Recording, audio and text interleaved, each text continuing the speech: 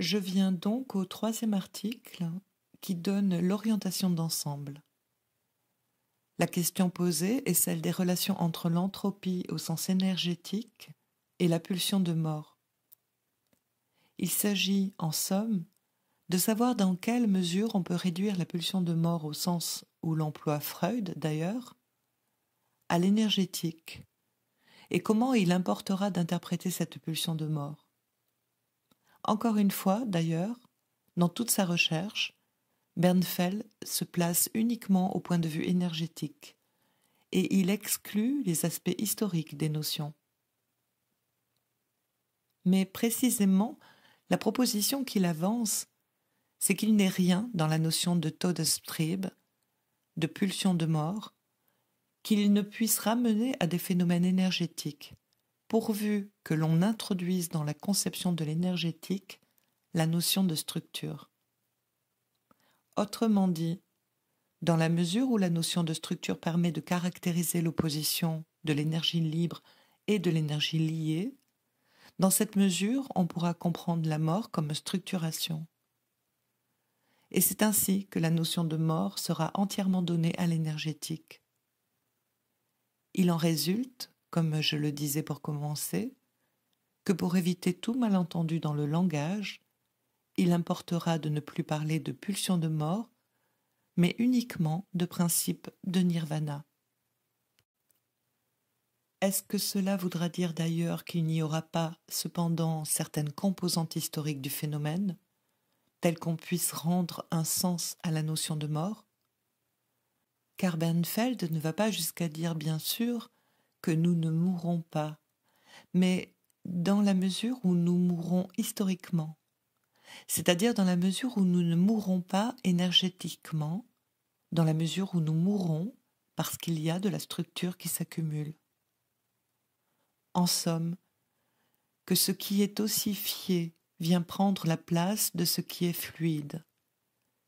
Dans cette mesure, nous mourrons de l'extérieur, c'est-à-dire que ce qu'il y a d'historique dans la notion de mort, c'est la mort prise comme événement.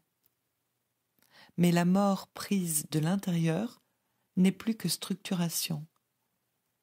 Elle est une entropie interprétée en termes de structuration, et on n'aura plus à l'appeler mort, on l'appellera donc soumission au principe de nirvana. Alors, nous aurons dans cette construction ce qui était la mort qui est interne et qui est le principe du nirvana, relevant d'une explication purement thermodynamique, où intervient le concept de structuration et d'ossification de la fluidité vitale. Nous aurons pour le système qui ainsi meurt de l'intérieur, et par ailleurs un côté historique, à savoir la mort comme événement. Alors, rien de cela ne relèvera de la pulsion. On ne peut pas dire que relève de la pulsion, dit très fortement Bernfeld, ce qui n'est pas historique. Là où il y a pulsion, il y a historicité. Or, il n'y a pas historicité dans la mort interne qu'est la liaison irréversible des processus vitaux en structure inerte, donc il n'y a pas de pulsion de mort. Par ailleurs, il y a ici une petite discussion de la notion de suicide. On ne peut pas dire que l'homme tend à la mort prise comme événement, donc de façon générale on exclura du champ des pulsions l'idée de mort telle que Freud la comprend. La mort ayant été ainsi rendue à l'énergétique et dépulsionalisée, déhistoricisée, on opposera donc cette prétendue mort aux pulsions authentiques à ce qui, comme le dit Bernfeld, doit recevoir la dignité de la pulsion, à savoir sexuelle, et la pulsion de destruction. Là, nous avons des moments historiques qui sont caractéristiques de la pulsion. C'est dans la mesure où ils sont caractéristiques, justement, qu'on pourra parler de pulsion, alors que l'aspect historique de la mort n'est pas caractéristique de la mort prise comme mort intérieure, mort par structuration, de la mort comme telle. À cette occasion, donc, il se livre à une analyse de la notion de pulsion de mort et il tend à montrer son statut équivoque dans la pensée freudienne. En somme, ce qu'il reproche, peut-on dire, à la notion de pulsion de mort, prise comme telle, c'est qu'elle ne nous apprend rien. Il prétend que tout ce qui est véritablement instructif dans la notion de pulsion, notamment la possibilité qu'elle nous ouvre de différencier certains types de comportements, est étranger à l'idée de pulsion de mort. C'est une idée qui, à l'opposé du caractère heuristique, en somme, des autres notions, est une notion qui n'a aucun intérêt purement théorique. D'autre part, il nous montre qu'à la différence de ce que Freud veut, l'idée de pulsion de mort en tant qu'entendue, comme nous venons de le faire, ne renferme aucune opposition, c'est-à-dire que la mort n'a pas de contraire.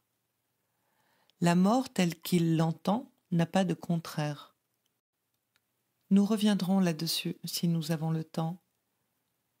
Je vais maintenant vous donner la lecture de la traduction à laquelle je me suis livrée de quelques passages de cet article de Bernfeld, qui est, je le rappelle, le 3e. D'abord, donc, il nous dit que la mort ne peut pas être entendue uniquement comme un événement. À supposer qu'il y ait une solidarité entre la notion de mort et la notion d'entropie, comment comprendre la mort? De quelle mort s'agit-il? Une première interprétation de la mort consiste à la prendre comme événement. Cette mort comme événement, c'est la mort prise sous un aspect historique, et la mort se définit ici en relation à la définition des processus vitaux comme processus stationnaires, c'est-à-dire que dans la mesure où les processus vitaux sont des processus stationnaires, ça n'est pas de l'intérieur que la mort peut y entrer. Sans doute, il peut y avoir un grain de sable dans le système, mais ce grain de sable est extérieur au système. Voilà ce qu'il nous dit. Et à présent, la physiologie et la biologie n'ont pas dépassé une énergétique du processus vital, mais en tout cas, il est assuré que les processus vitaux sont des processus stationnaires. De tels processus sont caractérisés par le fait que des conditions déterminées régnant dans le système imposent un circuit tel que se produit toujours un retour à la phase initiale. Autant que l'import d'énergie de l'extérieur du système est assuré, et aussi longtemps que les conditions du système sont inchangées, le système se perpétue, la mort n'intervient qu'à la manière d'un accident. Ensuite, il cite Ehrenberg, mais ce n'est pas la pensée dernière d'Ehrenberg qu'il cite. La mort comme événement, ainsi que le dit Ehrenberg, l'accident unique du mourir de l'individu ne se produirait pas.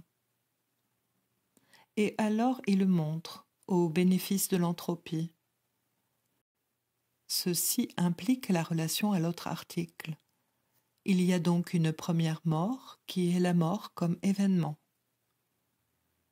Cependant, et c'est ici que va s'introduire la notion d'une mort interne, mais encore une fois, on ne devra plus parler de mort. Cependant, la proposition « le but de toute vie est la mort » reçoit une confirmation énergétique très satisfaisante pour l'organisme vivant si l'on s'attache à la définition conceptuelle qui lui correspond. Autrement dit, il retient bien que le but de toute vie est la mort, mais on peut dire qu'il retire à la vie et à la mort le caractère historique à ce titre, c'est-à-dire que cette expression « le but de la vie est la mort » prendra un sens purement énergétique. Et on dira, si vous le voulez, selon les lois de l'énergétique et dans le sens du principe de l'entropie, le but ne sera plus un but. le terme des processus vitaux a une structure de liaison. Ehrenberg, dit-il, a construit une biologie historique des processus vitaux élémentaires. La vie se maintient dans le processus continu de la structuration, de l'accroissement de substance aux dépens de la fluidité, accroissement à partir duquel aucun travail ne peut plus être gagné et qui, à partir de ce processus, se sépare pour former le corps. On a ainsi des vues d'embryologie. La substance structurale, le noyau des cellules par exemple, détermine la vitesse, l'intensité du cours restant de la vie. En somme, nous avons une fluidité originelle, à l'intérieur de cette fluidité des structures qui apparaissent, et il y a une rétroaction de ces structures sur la fluidité de la matière, qui fait que les propriétés de vitesse et d'intensité sont réglées désormais par cette structure, qui ne cesse de s'accumuler comme par une ossification. La vie est cet échange, cette production de substance, ce devenir mort. Ce que nous appelons la vie d'un individu est l'intégration d'une multitude de processus vitaux élémentaires, fluides, en une unité déterminée à travers les structures que produisent les processus vitaux. Chaque processus vital élémentaire, dans sa singularité, conduit à la liaison irréversible des énergies en structure, à la mort. Encore une fois, je prends ici le 3e article, d'abord pour présenter les idées les plus générales.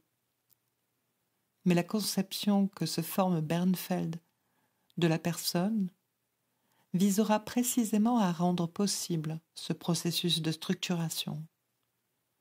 Il concevra la personne comme un couplage entre des cellules élémentaires qui sont source d'énergie d'une part et d'autre part un appareil central qui joue un rôle structurant, c'est-à-dire que le fonctionnement de la personne permettra, d'une manière précise, de comprendre comment se trouve incarné le principe que fixe ici la théorie biologique d'Ehrenberg.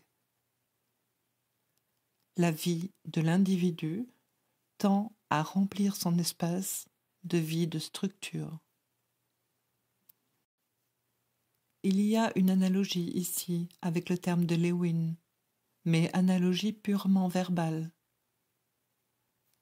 Elle est en son intensité saturée, déterminée par la pente assignable entre son espace de vie et sa capacité à être rempli, en un point quelconque antérieur à la fin, probablement inaccessible. Il s'appuie ici à ce qu'on appelle le 3e théorème de Nernst, selon lequel l'état de repos absolu ne peut pas être atteint par un système fini. Donc, en un point quelconque, antérieur à la fin, probablement inaccessible, l'événement mort peut amener le processus vie-mort à l'état de repos. Nous avons donc un processus que provisoirement on pourra appeler le processus vie-mort, le processus de structuration. Ce processus tend, en principe, sous réserve du 3e théorème de Nernst, à un état de repos. Mais enfin, avant que cet état de repos, par structuration, ou en langage freudien, avant que cet état de totale liaison ne soit atteint, sans doute un événement peut intervenir du dehors du système. L'événement mort, sans doute, peut amener le processus à l'état de repos. Seulement, il y a néanmoins un processus de structuration interne relevant de la thermodynamique, d'une thermodynamique complémentaire à la notion de structure. Ici, d'ailleurs, Il se réfère à la théorie énergétique et à la discrimination entre les facteurs d'intensité et d'extensité de l'énergie.